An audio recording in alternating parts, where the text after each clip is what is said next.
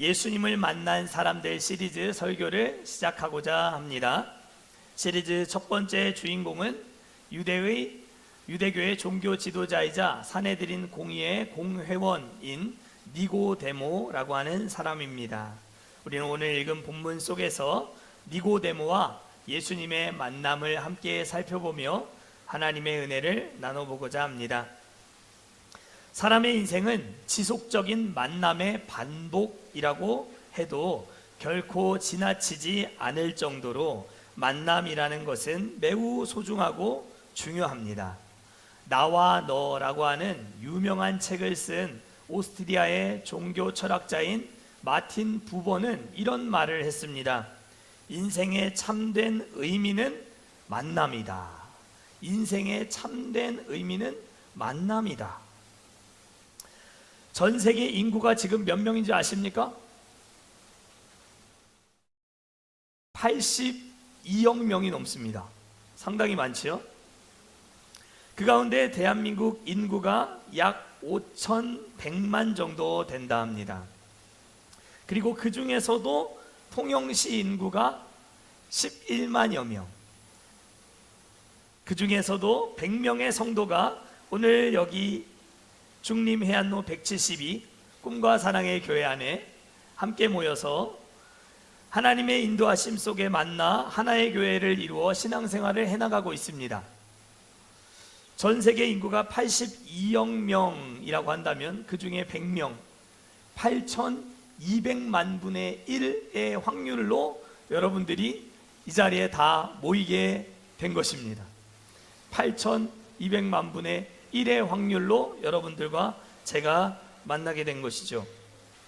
이 정도면 기적이라는 말로도 부족하겠다 생각합니다. 우리가 서로 이렇게 통영이라고 하는 지역 안에서 자라서 혹은 이주를 와서 이렇게 만나서 신앙생활을 해나가고 있다는 것 자체가 엄청난 기적이다라고 하는 것을 여러분들이 기억하며 하나님 앞에 감사하실 수 있는 저와 우리 모두가 되었으면 좋겠습니다. 중요한 사실은 우리 각자의 인생 속에도 누구를 만나 교제를 하고 또 영향을 받고 또 연애를 하고 결혼을 하고 하는 이 모든 만남의 과정 속에 우리는 우리의 이 유한한 인생 속에 여러 가지 인생의 향방이 급격하게 변하거나 달라질 수 있는 것을 경험한 것처럼 우리의 이 유한한 인생 속에 절대로 빼먹지 말아야 할 중요한 만남이 있다라고 하는 것도 기억해야 합니다. 우리의 인생은 70, 강건하면 80, 그러나 신속하게 빠르게 간다라고 성경이 말씀하지 않습니까? 우리의 이 육신의 호흡이 멎는 영혼의 관점에서 보면 70년, 80년 세월 혹은 100년의 세월이라고 해봐야 그렇게 길지 않은 점과 같은 순간입니다. 이 점과 같은 짧은 세월 속에 우리는 수많은 만남을 경험하며 살아가지만 정말 중요한 만남, 꼭 빼먹지 말아야 될 하나의 만남을 우리가 생각한다면 바로 예수님과의 만남이겠다. 누구와의 만남이라고요? 예수님과의 만남, 예수 그리스도와의 만남이 꼭 필요하겠다라는 것입니다. 왜냐하면 이 예수님은 죽음을 이기시고 부활하셨기 때문입니다. 우리와 똑같은 그런 사람이 아니라 죽음을, 사망 권세를 이기시고 부활하셨기 때문에 70년, 80년 되는 짧은 우리의 이 인생, 유한한 인생을 무한으로 연결시켜주는, 이어주는 그 부분에 있어서 이 중요한 만남을 제공하시는 분이 바로 예수 그리스도시기 때문입니다. 2025년 하반기 몇 주 동안 우리 시리즈 설교가 진행되는 동안 여러분들이 예수님 앞에 서 있는 한 사람의 니고데모가 될 수 있기를 바랍니다. 또 혹은 수가성의 한 여인, 또 혹은 로마의 백부장, 12해 동안 혈루증을 앓아 이 방법 저 방법 모색해 보다가 되지 않아 예수님의 옷자락을 붙잡았던 한 여인, 또 혹은 세리의 마태, 거라사의 광인, 또 혹은 소경 바디메오와 같이 여러분들이 이런 절박한 상황 속에 처한 사람들이 혹은 아니었는지 우리 스스로의 삶을 돌아보고 나는 정말 예수님이 필요한 사람은 아닌가? 오늘도 나는 예수님을 뜨겁게 만나야 할, 예수님과의 첫사랑을 회복해야 할 하나님의 그런 만나야 할 사람들은 아닌가? 여러분들이 생각해보고 돌아볼 수 있는 그런 시간들이 될 수 있기를 축복합니다. 예수님이 만나신 여러 타입의 사람들은 사실 이 땅을 살아가고 있는 모든 사람들의 삶의 모습을 반영한다라고 생각합니다. 지금도 부활하신 우리 주님께서는 다메섹을 향해 예수 믿는 사람들을 붙잡기 위해 쫓아가던 사울을 찾아오셨던 것처럼 제 인생 가운데 찾아오셨고, 여러분들의 삶의 자리에도 예수님은 여러분들을 만나기 위해서 기다리고 계신다라고 하는 것을 기억하시고, 그 주님의 손을, 그 주님의 옷깃을 붙잡는 저와 우리 모두가 될 수 있기를 간절히 축복합니다. 예수님은 이 땅에 오셔서 육신의 몸을 입고 공생애를 3년 6개월을 보내셨습니다. 짧은 공생애를 사시는 동안 수많은 사람들을 만나셨는데, 그 만남 속에서도 특별히 이 첫 번째 주인공 니고데모와의 만남이 중요할 수밖에 없는 이유가 있습니다. 그것은 바로 이 니고데모와의 대화의 주제 때문입니다. 그 주제는 바로 중생, 본 어게인, 다시 태어남, 거듭남에 관한 주제이기 때문입니다. 예수님이 이 중생이라고 하는 주제를 가지고 한 사람과 이렇게 대화를 많이 나누시면서, 오늘 본문을 보면 여러분들 진실로 진실로 너희에게 이르노니 라고 하는 헬라어로 보면 아멘, 아멘이라고 되어 있는데요, 이 아멘을 2번 반복해서 기록되어 있는 진실로 진실로가 무려 3번이나 반복되고 있습니다. 그러니까 예수님이 진심을 담아서 이 니고데모를 향해, 사내들인 공회원이자 사회적으로 지위가 아주 높은 이 지도자 니고데모를 만나서 진심을 담아서 전한 메시지, 중생에 관한, 거듭남에 관한 메시지를 다루고 있기 때문에 이 대화의 주제 때문에라도 이 만남은 굉장히 중요한, 성경에서 굉장히 중요한 만남이다라고 하는 것을 알 수 있습니다. 그래서 어떤 신학자는 이 만남을 두고 세상을 바꾼 만남이다라고까지 말했습니다. 우리가 다 잘 알다시피 니고데모는 밤중에 예수님을 찾아왔습니다. 그리고 하나님의 아들이 아니시고는 보이실 수 없는 표적에 관한 이야기를 시작으로 예수님과의 대화를 이어나가고 있는 니고데모의 모습을 볼 수 있습니다. 요한복음에서 표적은 기적과 전혀 다릅니다. 표적, 기적, 여러분들 무슨 차이인지 혹시 알고 계십니까? 기적은 초자연적인, 우리가 예상치 못한 어떤 뒤집어지는 역사, 반전의 역사를 기적이라고 한다면, 요한복음에서 말하는 표적이라고 하는 것은 예수님이 하나님의 아들이심을 자연 만물의 어떤 삶의 이 반전을 통해서 드러내시고 보여주실 때 표적이라고 하는 단어를 사용합니다.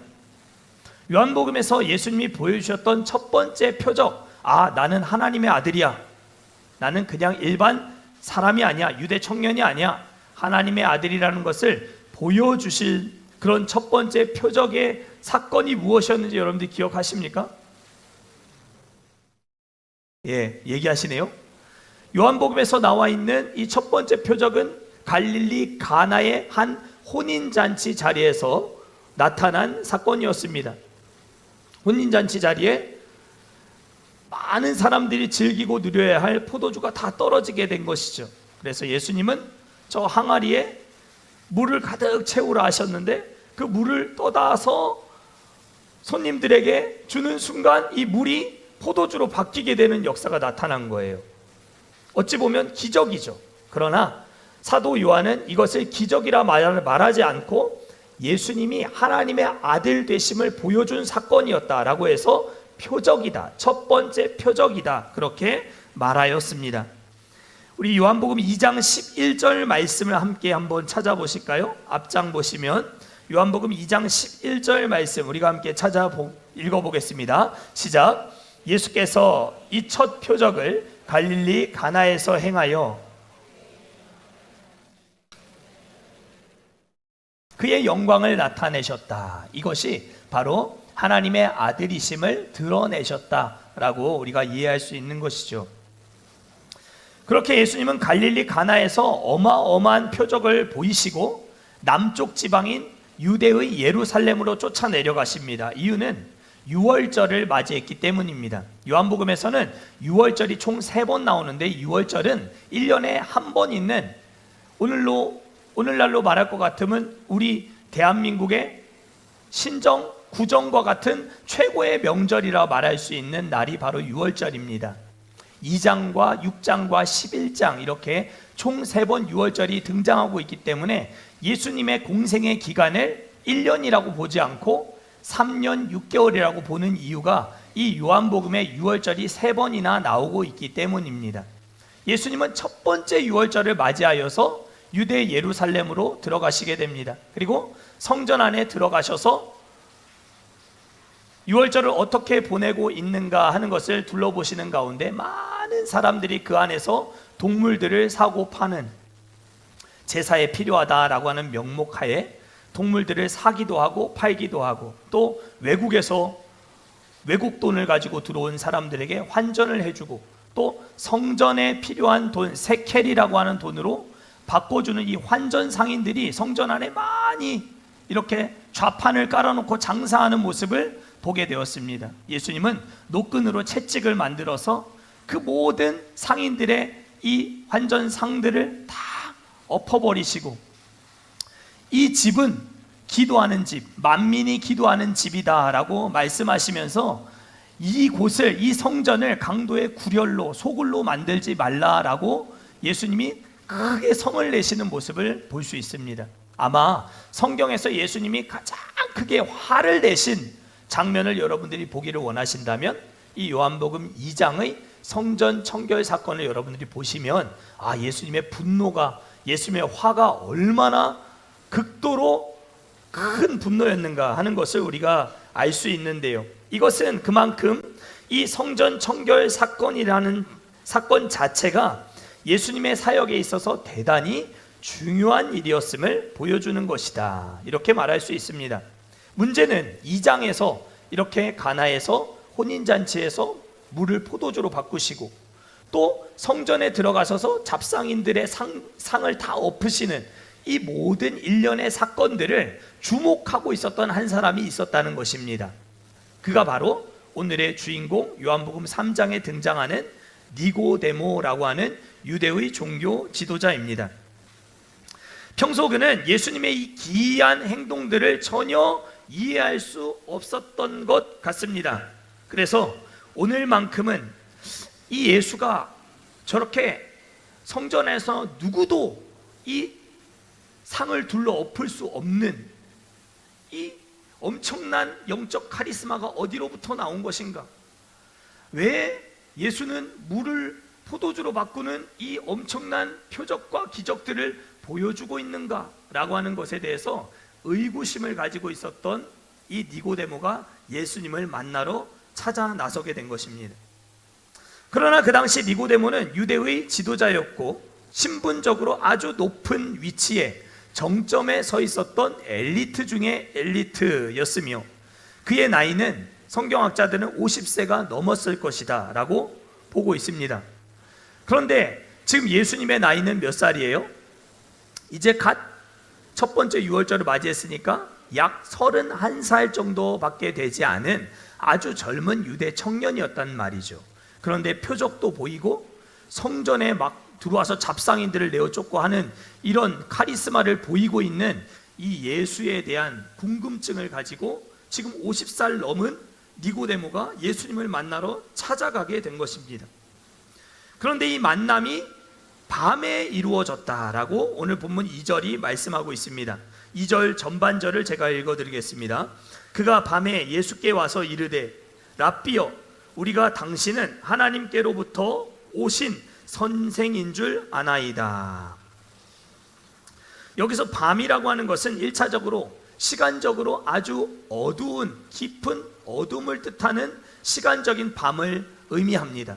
그러니까 사람들의 시선을 받고 싶지 않았던 니고데모, 젊은 청년에게 내 속에 있는 이 의구심, 궁금증을 물어서 해결함을 받길 원하는 이 자존심이 허락해 주지 않았던 니고데모, 아주 깊은 밤중에 피곤하고 고단한 육신으로 잠시 눈을 붙이고 쉬고 계실 예수님을 찾아 나서게 된 것입니다.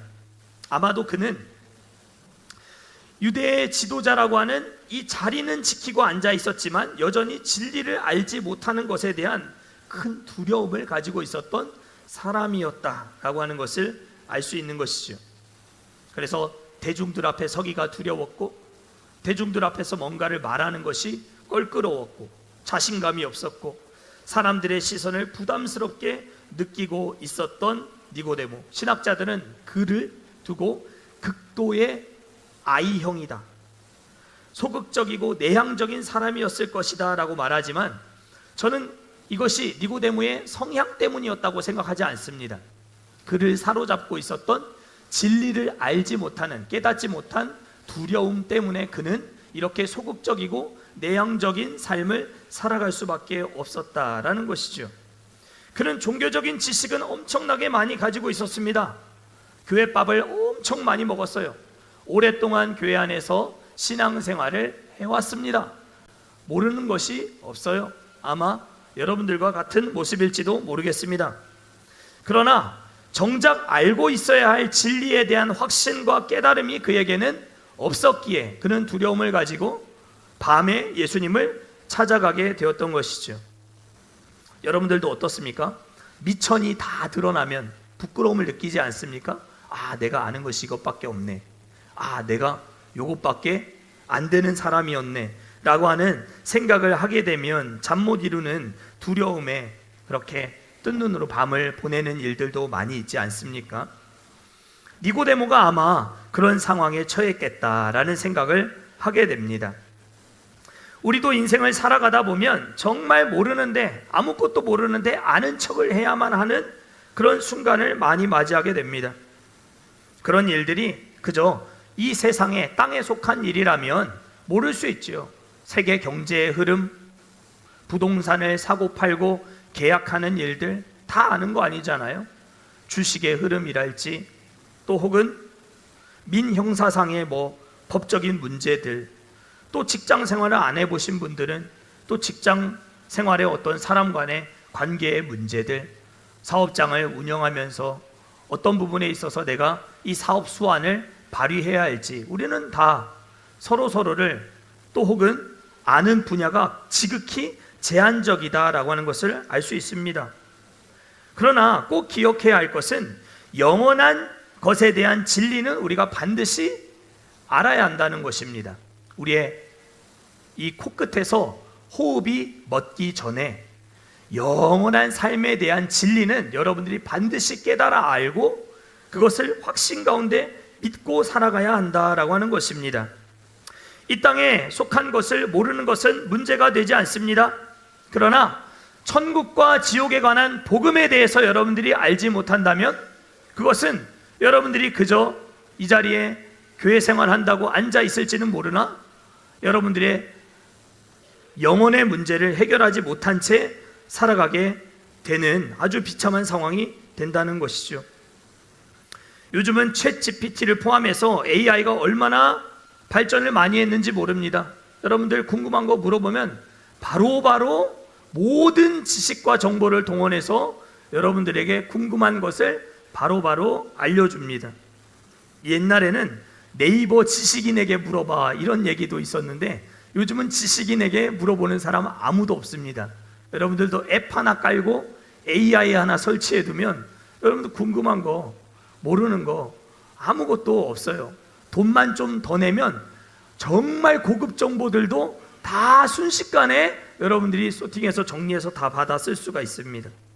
문제는 정보를 모르는 게 아니에요.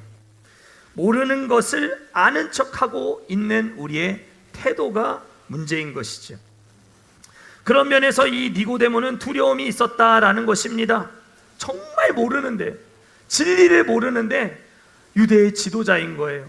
뭔가 사람들 앞에서 진리에 대해서 말해야 되는 순간이 올 때마다 나는 이걸 확신하고 있지 못하고 있는데 이게 진짜가 맞나? 라고 하는 의구심을 가진 채 지도자의 역할을 감당하고 있었던 이 니고데모, 그의 이 밤, 진리에 대한 절박함이 두려움을 이긴 밤이 되었습니다. 사랑하는 성도 여러분, 여러분들이 인생의 밤을 보내고 계십니까? 영혼의 밤에 처해 계십니까? 여러분들 그 밤을 진리에 대한 절박함으로 뚫고 나갈 수 있는 니고데모 같은 하나님의 사람들 되실 수 있기를 축복합니다. 성경은 간절히 찾는 자가 나를 만나게 될 것이다 라고 말씀합니다. 니고데모는 모르는 것을 그냥 모른다라고 덮어놓고 끝내지 않았습니다. 모르는 것을 해결해야 된다. 이 진리에 대한 목마름과 갈증은 예수님 만나면 해결될지도 모른다라고 하는 확신을 가지고 진리에 대한 절박함을 가지고 그 밤을 뚫고 예수님께로 나아가게 되었더라 하는 것입니다. 사랑하는 성도 여러분, 정말 큰 문제는 여러분들이 진리를 알지 못하는데 다 아는 것처럼, 다 아는 사람인 것처럼 표정을 하고 앉아 있는 것입니다. 가면을 쓰고 있는 것입니다. 정말 하나님이 필요한데, 여러분들에게는 정말 예수님이 필요한데, 나 예수님 다 알아. 교회 생활 50년이야. 예수님 다 만났어. 다 알아. 이게 만남에 대한 장애물이 될 수 있다라고 하는 것을 오늘 성경이 우리에게 가르쳐주고 있는 것입니다. 니고데모는 그 만남의 장애물을 뚫고 청년, 자기보다 한참 손 아래인, 여러분들 30살 된, 여러분들 50살이면 30살 된 청년 만나러 가서 이것저것 진리에 대해서 물어보시겠습니까? 자존심이 상할 일일 수 있잖아요. 그런데도 불구하고 이 니고데모는 그 걸음을 멈추지 않았다라고 하는 것입니다. 다 알고 있겠거니 스스로의 상황을 돌아보지 않고 그냥 이것 봉사도 열심히 하고 저것 일도 시켜서 나름 그냥 이리저리 섞여서 열심히 하고 있는 것 같으니까 싱어도 하고 찬양 인도도 하고 대표 기도도 좀 하고 목장 모임도 열심히 참여하고 그냥 하자는 대로 열심히 따라가고 있으니까, 교회 생활 열심히 하고 있으니까 난 예수님을 만난 사람일 거야 라고 생각해서는 절대로 안 된다는 것입니다. 제가 강남 중앙 침례교회에 있을 때 마지막 2년 사역을 하면서 제가 성도들을 이렇게 둘씩 짝을 지어서 전도 현장에 내보내서 40분 동안 이렇게 전도를 할 수 있는 훈련을 2년 동안 제가 시키고 왔어요. 한 130-40명 정도 되는 분들이 2년 동안 저한테 훈련을 받으셨어요. 먼저 1년의 훈련을 받으면 그 훈련 받은 분이 이제 훈련 받겠다고 온 사람을 데리고 이제 다니면서 전도하는 거예요.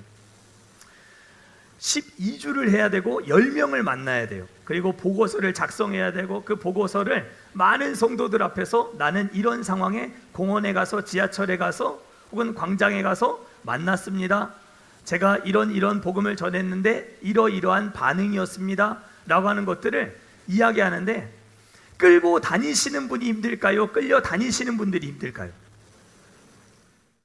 둘 다 힘들어요.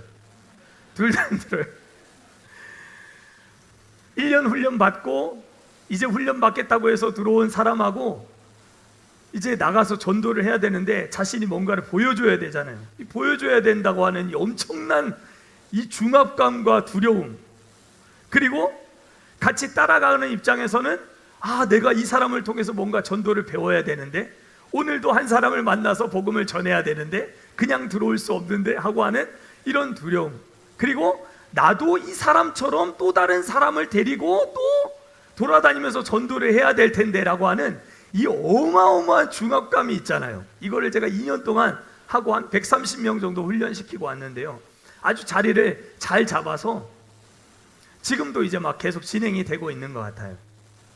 근데 이 전도 폭발이라고 하는 훈련 속에는 아주 중요한 두 가지 핵심적인 질문이 있어요. 여러분들 지금 잠깐 눈 한번 감아 보십시오. 졸지 마시고. 첫 번째 질문입니다. 졸지 마시고 첫 번째 질문에 대해서 여러분들 대답해 보십시오. 선생님, 만일 오늘 밤 이 세상을 떠나신다면 천국에 들어갈 것을 확신하고 계십니까? 첫 번째 질문입니다. 선생님, 만일 오늘 밤이라도 이 세상 떠나신다면 천국에 들어갈 것을 확신하고 계십니까? 자, 두 번째 질문입니다. 선생님, 어떻게 하면 사람이 천국에 들어갈 수 있다고 생각하십니까? 두 번째 질문 다시. 선생님, 사람이 어떻게 하면 천국에 들어갈 수 있다고 생각하십니까? 자, 이제 눈을 뜨십시오. 여기에 대해서 여러분들 정답을 가지고 계십니까?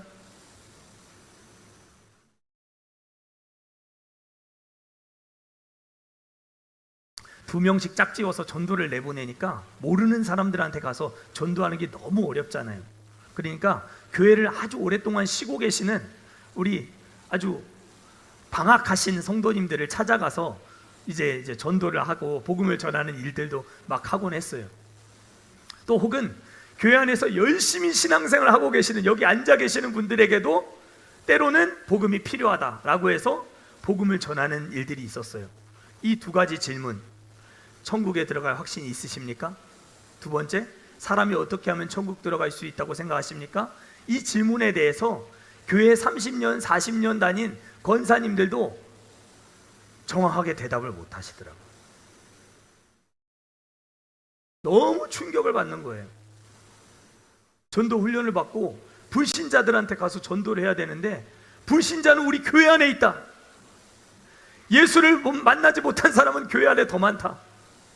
이런 사실들을 깨닫고 우리 복음으로 우리가 먼저 이 복음의 기쁨을 나눠야 된다라고 해가지고 성도들에게 다 복음을 전하고 하는 것도 우리가 다 했었었는데요.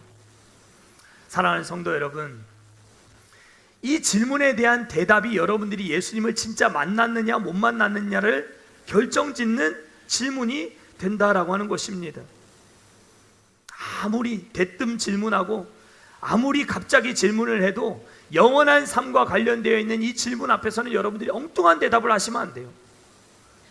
천국에 들어갈 확신이 있냐? 예, 아멘. 천국 지금이라도 오늘 밤이라도 하나님 부르시면 하나님 품에 갈 수 있습니다. 이 확신이 있어야 되고, 어떻게 하면 천국 들어갈 수 있습니까? 예수님을 믿기 때문입니다.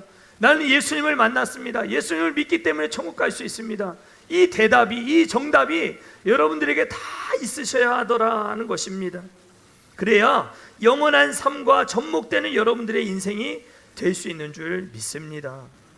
오늘 이 니고데모 얼마나 뜬금없는 질문을 하고 있는지 아십니까? 예수님이 니고데모와 딱 만났잖아요. 거듭나지 않으면, 다시 태어나지 않으면 하나님 나라 볼 수 없어. 그렇게 얘기하니까 거듭남에 대해서 이 50살 넘은 중년의 남자, 이 사회적으로 높은 지위를 가지고 있었던 이 사내들인 공의의 공회원 이 니고데모가 예수님에게 대뜸 질문하는 것이, 그러면 제가 엄마 뱃속에 다시 들어갔다 나와야 되는 것입니까? 성경에서 가장 유치하고 가장 어울리지 않는 질문을 이 니고데모가 하고 있는 것입니다. 4절 말씀이에요. 우리가 함께 읽어볼까요? 4절 시작. 니고데모가 이르되 사람이 늙으면 어떻게 날 수 있사옵나이까? 두 번째 모태에 들어갔다가 날 수 있사옵나이까? 니고데모는 거듭남에 대해서 생각해 본 적이 없는 거예요. 다시 태어남, 그러면 내가 육신으로 다시 태어나려면 엄마 뱃속에 다시 들어갔다 나오는 수밖에 없는 거 아닌가? 예수님께 이런 진짜 유치한 질문을 하고 있는 것이죠. 근데 예수님은 이런 어처구니 없는 질문을 하고 있는 니고데모를 부끄럽게 여기지 않으십니다. 알아듣게 설명을 해주세요. 바람이 보이느냐? 저기 나뭇가지가 흔들리는 거 보이지? 바람이 저렇게 유연하게 날아다니는 것처럼 성령의 역사도, 물과 성령으로 거듭나는 것도, 다시 태어나는 것도 이와 같은 원리다라고 하는 것으로 예수님이 말씀해 주십니다. 그런데 이렇게 알아듣게 설명을 해줬는데도 니고데모는 여전히 알아듣지 못하고 있어요. 체념하고 있어요. 예수님 도저히 모르겠습니다. 니고데모는 율법에 정통한 바리새인이었지만 여전히 예수님의 말씀을 이해하지 못하고 있어요. 그러니까 사랑하는 성도 여러분, 지금 내가 저 김영광 목사가 뭐라고 떠들고 있는지, 뭐라고 설교하고 있는지 한마디도 나는 못 알아듣겠다. 도대체 무슨 말을 하는지 나는 알아듣질 못하겠다 하더라도 여러분들 너무 염려하지 마십시오. 예수님은 알아들을 때까지 가르쳐 주시고 떠먹여 주시고 또 가르쳐 주시고 안내해 주시는 아주 친절한 안내자가 되시는 분이십니다.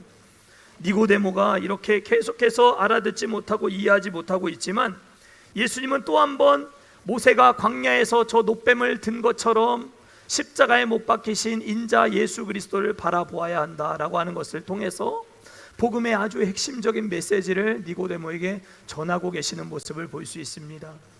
요한복음 3장 16절, 여러분들과 제가 늘 암송하고 기억하고 있는 하나님이 세상을 이처럼 사랑하사 독생자를 주셨으니, 이 복음에 대한 말씀이 예수님의 입술에서 나온 말씀인데 이 복음의 정말 핵심과도 같은 전 세계 모든 그리스도인들이 사랑하고 있는 이 말씀을 처음으로 들었던 사람, 그가 바로 니고데모였습니다.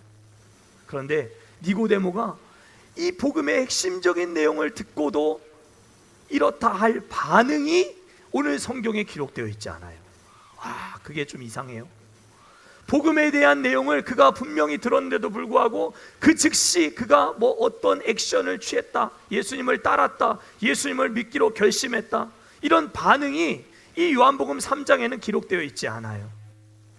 그러나 요한복음 7장, 요한복음 19장에 보면 니고데모가 다시 한번 등장하고 있는 것을 볼 수 있어요. 3장에서 그는 떨떠름한 모습으로 어줍지 않게 그 밤에 잠들어 있는 예수님을 깨워서 복음에 대한 진리를 들었던 그 니고데모, 아직도 여전히 예수님을 선생님이라 랍비라 이렇게 부르고 있는 그가 7장에 넘어가게 되면 예수님이 곤경에 처하게 되거든요. 이제 붙잡혀서 재판을 받아야 될 그런 아주 곤란한 처지에 이르게 되었을 때에 니고데모가 딱 등장을 합니다. 그리고 그 많은 사람들 앞에서 예수님의 이야기도 한번 제대로 들어보지 않고 재판하는 것이 옳은 일이냐라고 하는 말을 남기고 그가 사라집니다. 예수님의 편에 서서 예수님을 곤경에서 구해주는 역할로 이 니고데모가 7장에서 중요한 역할을 해요. 3장에서는 니고데모가 여전히 복음에 대해서 깨달았는가, 그가 예수님을 믿는 사람이 되었는가 알 수 없었지만 7장에 가면 그는 이렇게 예수님 편에 선 모습으로 등장하고, 마지막 19장에 보면 예수님이 십자가에 못 박히고 그의 시신을 처리하는 과정 속에 예수님의 장례식을 준비하는 부분에 있어서 이 니고데모가 아주 중요한 역할을 담당하는 모습으로 나옵니다. 시체가 썩지 않도록 모략과 침향이라고 하는 것을 100리트라 33kg이나 되는 어마어마한 이 몰약은 정말 귀한 것이거든요.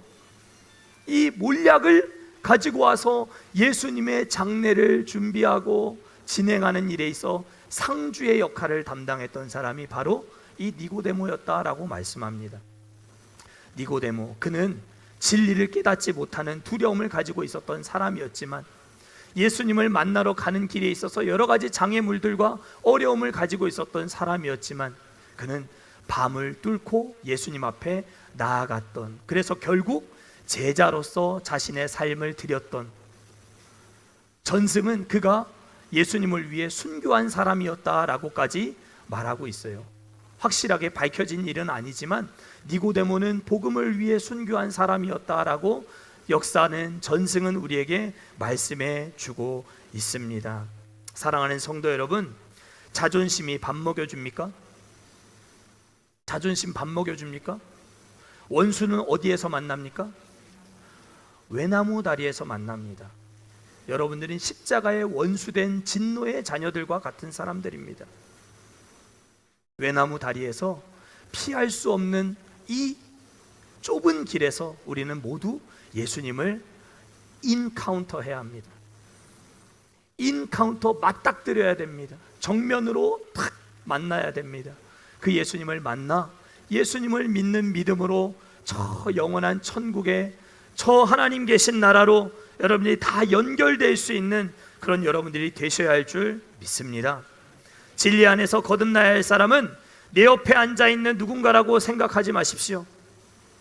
예수님이 필요한 사람은 여러분들 각자라고 생각하십시오. 나는 예수님을 믿고 있다, 오늘 새벽에도 기도했다, 늘 하나님을 사랑하고 섬기고 있다라고 하더라도 우리는 매일 복음이 필요한 사람들이고 매일 예수님이 필요한 사람들임을 여러분들이 잊지 마시기를 주의 이름으로 간절히 축원합니다.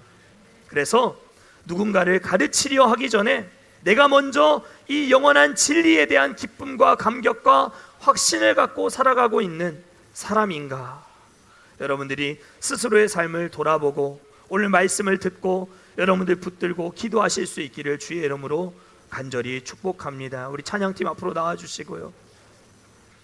예수님의 십자가 앞에서 그의 시신을 모시고 장례를 치르며 상주로서 쓰임을 받았던 니고데모와 같이 여러분들 그 밤에 주님을 찾아 나섰던 두려움으로 가득했던 삶이었지만 복음을 만나고 예수님을 만나고 새로워지는 수지 맞은 인생이 된 것처럼 여기 모여있는 여러분들도 형식적으로 앉아있지 마시고 나는 저 말씀 필요 없어, 저런 말씀 이미 많이 들었어, 나는 이미 예수님이 내 안에 계셔 라고 한다 할지라도 그럼에도 불구하고 예수님이 필요한 자들임을 여러분들이 기억하고 주 안에서 모두 영적으로 수지 맞는 인생들 다 되실 수 있기를 주의 이름으로 간절히 축원합니다.